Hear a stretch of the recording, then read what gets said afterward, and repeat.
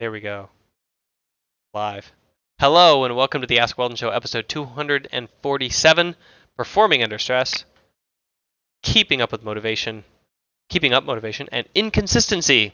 This is the show where you call in with your questions and I answer them. My name is Weldon. I am the coach for Counter Logic Gaming League of Legends squad at the moment.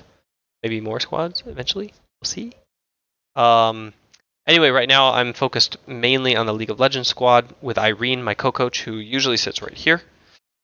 And this is the show where you call in a question to my podcast and then I answer it. And I usually draw on my background in sports psychology.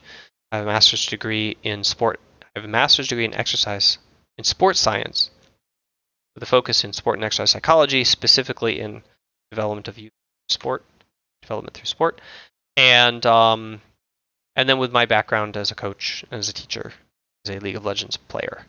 So feel free to call in any questions you like. The URL to do that is anchor.fm/Weldon Green.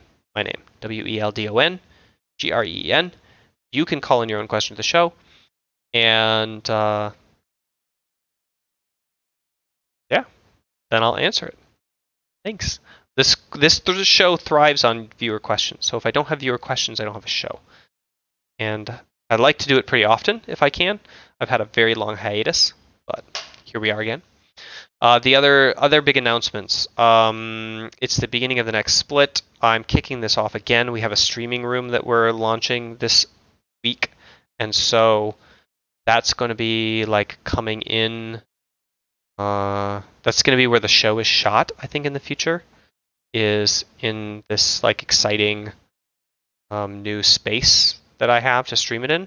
So you'll see that in next week's show. What other announcements we have? Oh, my website is back up. I've got it legally set up in America now, mindgames.gg. So now it's back for sale. You can log into your account if you had an account before. I just transferred over all of the user accounts, and you should have the same password, I hope. But your progress is reset. Your progress on the Mac program is completely reset. Mac program, by the way, is this thing here. So your progress is reset. Sorry, you have to start over. Also, I didn't really update all the activities. I'm torn, right? I'm torn between spending a lot of time getting all the activities back updated and underneath the videos as is, or just recognizing that those activities are not like that important. The main thing is the lectures and the mindfulness training, and spending the time I would be doing that instead, recording content for the new app, and then uploading that instead and letting you beta test it. Because the app is in development, but the content's like getting done by me, and I can just put that on the website in the meantime for you guys to like use. So I'm kind of just like been working so far on the new content. I have like 10 new meditations that I made last week, and so that's the focus now. So you're still going to be like, oh, there's a worksheet that I mentioned in the video and it's missing down below, but it doesn't matter. Reminder that if you buy this app now, you get lifetime access. So I'm making an app. Right now it's an online course. Buy the course now. I just put you into the app. You get it forever. That's the way I've kind of always done it. So I've always just like, okay, if you want access to this, you get it, and you get it forever. Kind of like original iPhone apps. I always loved when I bought the iPhone, when I had an iPhone at first. I got the iPhone 3, so I got in like 3 years after it started. Maybe it was a 3S, actually. It could have been 4 years. And the thing that I loved is you would get this app for 99 cents, and it was like so cool because they were making a ton of money because they were selling so many copies of it, right? But they only had to sell it for 99 cents to make a profit. And then they would keep updating it. I would log in every day and it would be like a new app and a better app, and it would be updated and updated, and it was so cool. That feeling of like, I bought a license to this thing that's in constant upgrade mode. It was such a different experience with software that I'd ever had before. And I really liked that feeling, and I thought it just kind of felt right.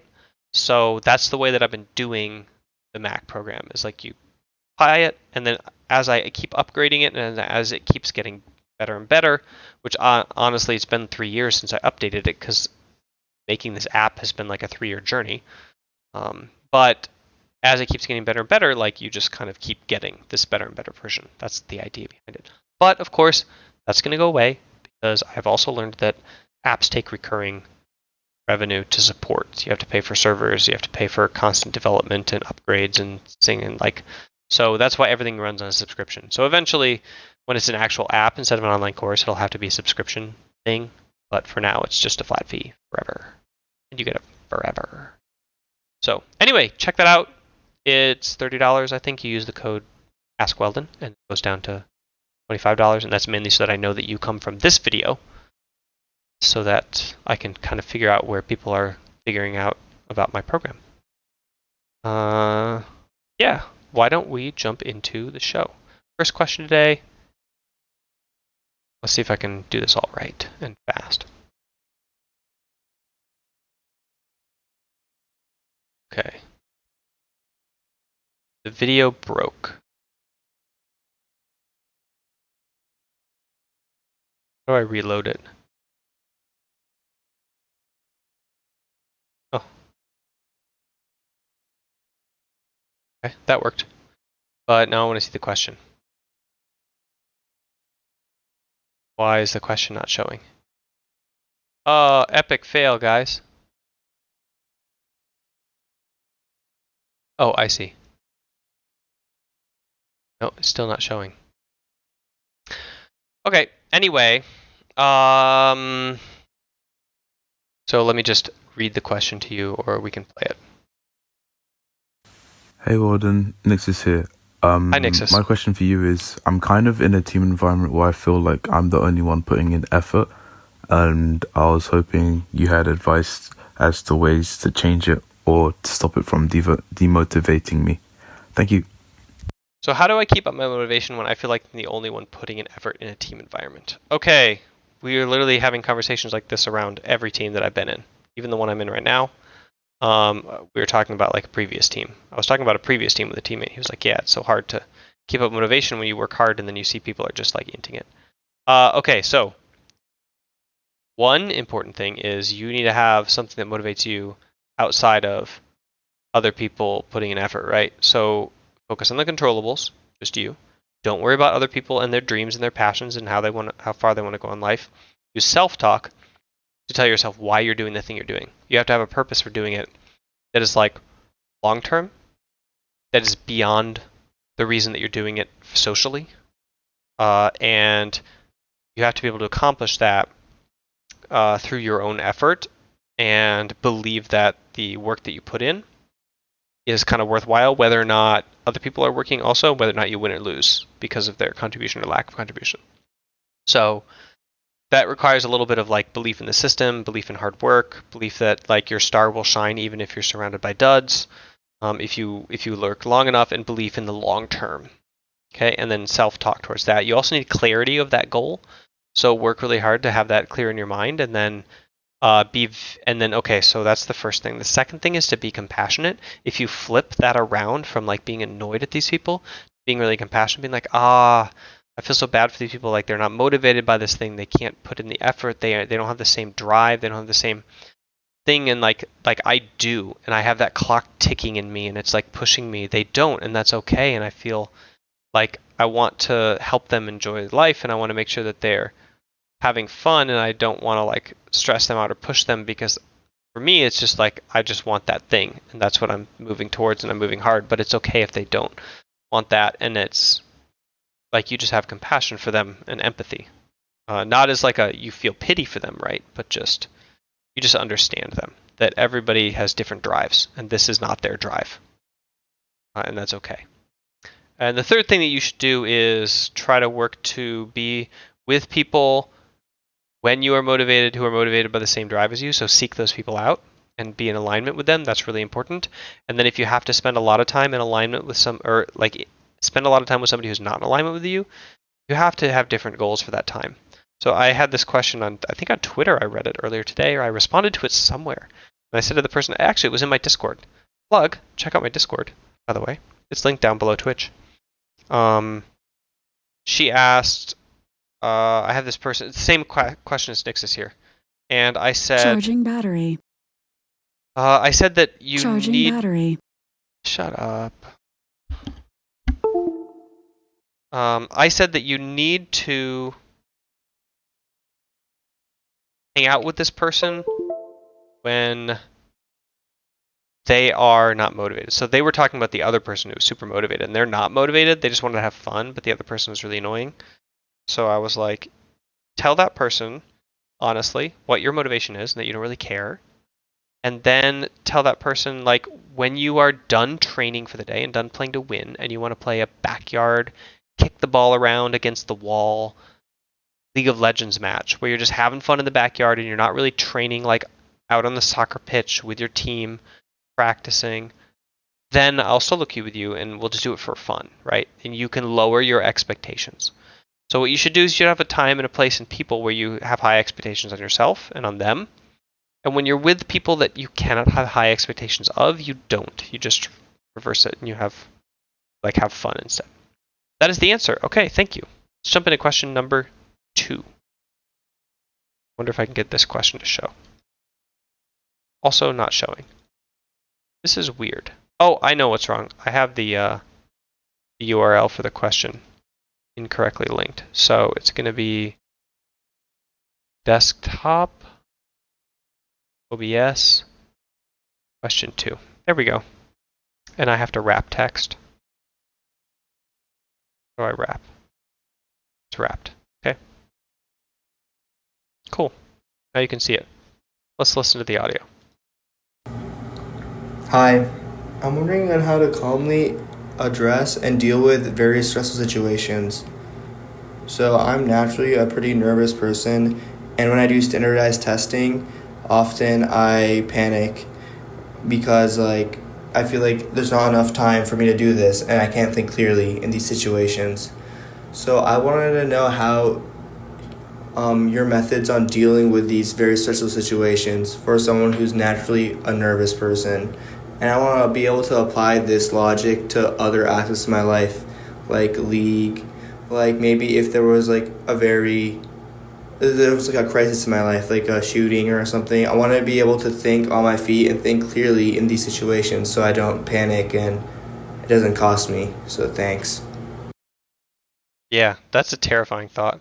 The fact that nowadays kids have to be like, I want to react calmly in a shooting is actually insane. This is America. Thank you, Childish Gambino. That eternal quote. So there's 2 ways this develops. One is through conditioning and one is through intentional training. The conditioning one is condition yourself to more and more stressful situations and you start to take them calmly. And that's just like reducing your body's general anxiety response, giving yourself experience to understand how calm you can be, and just like when you start playing solo queue with 5 other people and you've only ever played Mario Brothers, you feel stressed out, and then eventually it doesn't feel like much. Then you start playing ranked and you start getting judged by other people and yelled at, and it feels super stressed out when you're ranked game. And then eventually ranked games doesn't matter for you. You don't even care at all because you're not thinking about the gain and the loss. And then it's like you go on stage and you're playing on stage and it's a stage game and you're super stressed out. And then you do enough of those and it's like no big deal anymore. But then you're at an international tournament in front of a bigger crowd and then it's super, so like you just got to up the stakes. And you gradually condition yourself to more and more stressful situations and just maintaining equilibrium, like balance in those situations. The second thing you need to do is, the second thing you can do and should do is intentional training, which is like mindfulness training, which is the program that I was talking about earlier. So you train yourself to like take a deep breath and stop being a horse with the blinders on, where, you know, those horses in the parades where they have the blinders on, they can't see anything beside them, and you got to like open the blinders up and see everything all at once. So what happens when you stress out is you get tunnel vision, and you got to like untunnel vision by being able to like open your senses up and pay attention to everything and breathe and just take the time to think. And that's all basically done with mindfulness conditioning, mindfulness training. So yeah, that's what I recommend. All right, let's jump into the third question from Achilles77. Hey, Weldon. I got a question about inconsistency. Now, I was wondering how I should deal with inconsistent performance in training Should I just stop playing whenever I have a bad day, or should I collect the mistakes I make at bad days, and work on that maybe, or whatever is the right thing? Yeah, it would help me a lot. Also, I would really like to know if there is a way to decrease the probability of having a really bad day when it's important, for example, at a tournament. Thank you. I'm gonna listen in the middle of that again. Takes I make at bad days, and work on that maybe, or whatever is. Should I just stop playing whenever I have a bad day? Got it, yeah. Okay, so personally, I like to tell people that they should regulate their play two ways. One is they should train with resilience, so inflexibly. So you should train 3 games a day no matter what. If it's hard, if it's easy, if it's bad, if it's good. If you're winning everything, you should stop after 3 games. If you're losing everything, you should stop after 3 games. You have to play 3 games. So in that way, you learn to like get off, like not see streaks. Like you learn to like, okay, I'm not having a good streak. I'm just won 3 games. Now I'm going to get off, right? So like you learn to condition yourself to that pulse. And then also, I like to tell people that they also need to go through periods of training where they are feeling the flow of their motivation. So you train as motivated as you are. You train as much as possibly can until you like are dead and burned out. You feel like you can't learn anymore and your brain is shut off. And like some days that'll be like 2 games and your brain is shut off, and some days it'll be like 10 games and your brain is shut off. And you go through a period where you're like you pay really close attention to your body, you listen to it, and you obey that. So I think bad days are training days in the first context. In the second context, bad days are you have to make sure that a bad day is not something you're just logically telling yourself, like, oh, I'm losing, so it's a bad day. It has to be, I can't learn because I'm unfocused and tired, or I'm anxious about money, or like my girlfriend broke up with me, or whatever it is, or boyfriend, that is causing me to be unfocused so that I can't learn, and that's a bad day. Not I'm like losing 6 games in a row, because you can lose 6 games in a row and learn. So yeah, that's how I recommend handling bad days. And that is the show for you today. Thank you everybody for tuning in. Make sure to check out the freshly relaunched old 4-year-old Mac program, which consists of basically 47 videos of me training mindfulness, acceptance, commitment. Same program that I went through CLG with way back in 2015 when we won our first title. If you remember that if you use this code, you get the $5 off, and also if you purchase it now, you can start to beta test the content eventually for the app that I'm producing, and that the app is on its way, which is why this video course is not getting like refined, even though there's a few pieces missing from the old website when it crashed. But anyway, it's back up, it's in America, it's legal. You can sign in now. Remember, if you have an old account set up but you lost all your progress, apologies. Remember, you can just click complete and get back to your progress. If you remember where you were, start over, which I don't recommend. But yeah, tuning in, and I will see you guys next time. Oh, before I go, remember, you can watch this live on Twitch. I'm going to try to do it every day. You can pretty much watch live. Go to my Twitch channel, turn on notifications. I don't have a regular time yet, but I will eventually. So you just look at the notifications to figure out when it is that I'm actually streaming. Twitch.tv/mygamesweldon. And come join the community. Bye for now.